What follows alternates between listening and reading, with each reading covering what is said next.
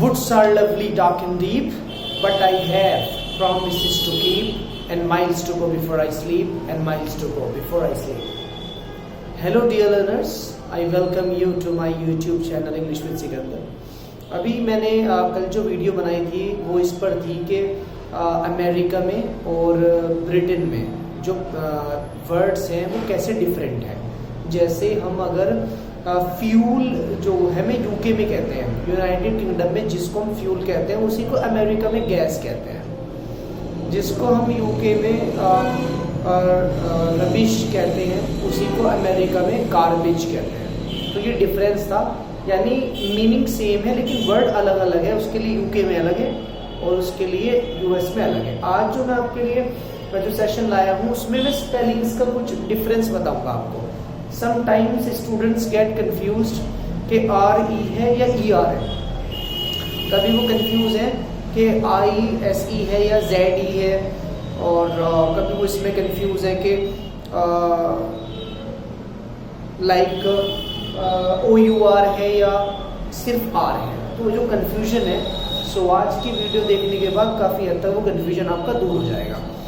So let's get started. UK में जो OUR है, यानी हम जो, मैंने आपको पहले भी बता दिया था कि हम जो इंग्लिश बोलते हैं, हालांकि अब तो मिक्स हो गई है सारी, वो अमेरिकन भी बोल लेते हैं हम और मिक्स हो गई है सारी. अमेरिकन एक्सेंट भी है और अमेरिकन वर्ड्स भी हैं और ब्रिटेन के वर्ड्स भी हैं.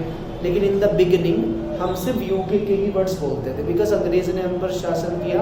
तो जो वर्ड्स थे वो सारे यूके के ही थे, ब्रिटेन के थे. बाद में वो धीरे धीरे उसमें अमेरिकन के वर्ड्स भी शामिल होते चले गए.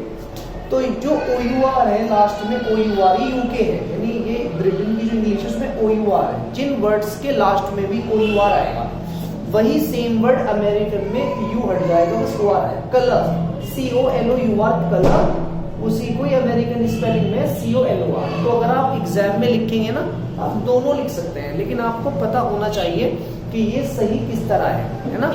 तो OR, CO, जैसे कलर टेलीविजन है ना, कलर चैनल एक, तो उसकी स्पेलिंग ये है COLOR, लेकिन वो करेक्ट है अमेरिका के हिसाब से. उसके बाद है फ्लेवर.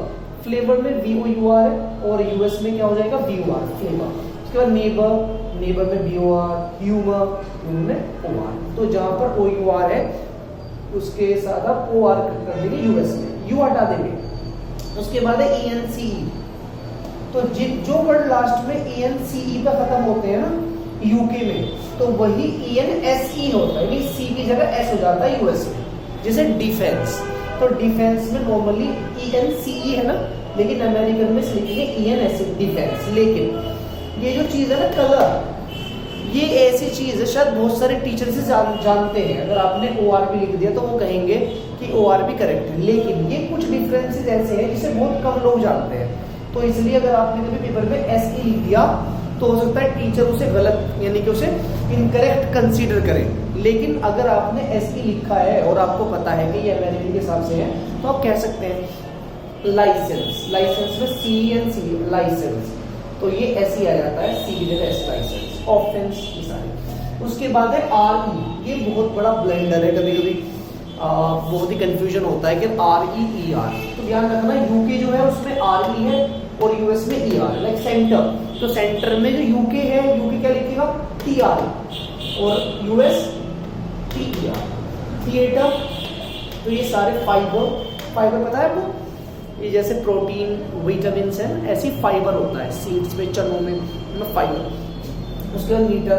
उसके बाद है OGUE, तो जैसे एनालॉग है ना, जो वॉच है ना, वॉच इसे भी बोलते हैं. तो OGUE, तो अमेरिकन में सिर्फ LOG आ जाएगा, यानी GUE नहीं, बस LOG. डायलॉग, तो डायलॉग में DIALOG, डायलॉग. फिर एक कैटलॉग.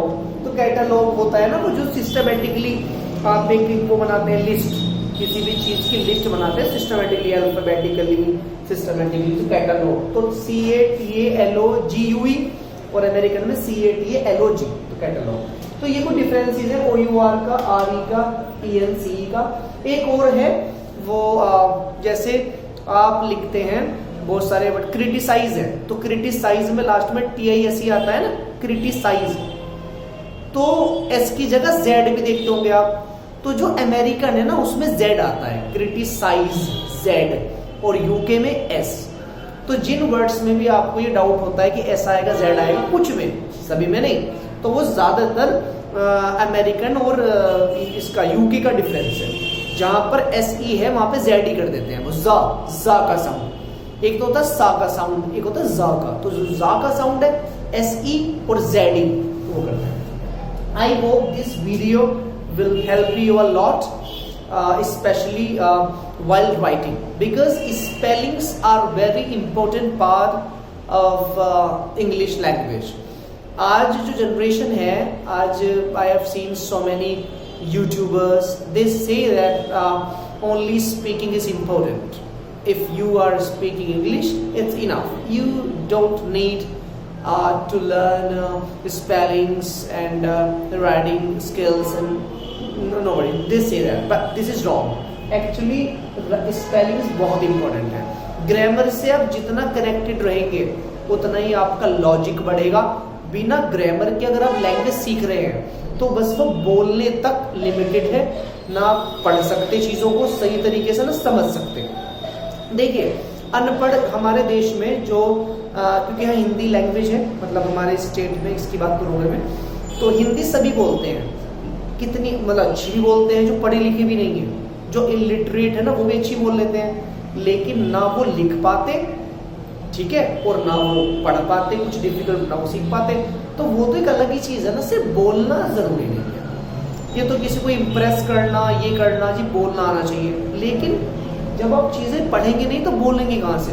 अगर आप उस लैंग्वेज में चीजों को नहीं पढ़ सकते, अगर आप नहीं समझ सकते, तो आपकी स्पीकिंग स्किल्स भी उतनी अच्छी नहीं हो सकती। इसलिए 4 चीज साथ साथ चलती हैं। Always remember, listening, speaking, writing and reading. यानी आपको लिखना भी आना चाहिए और पढ़ना भी, ये दोनों चीज इंपॉर्टेंट है।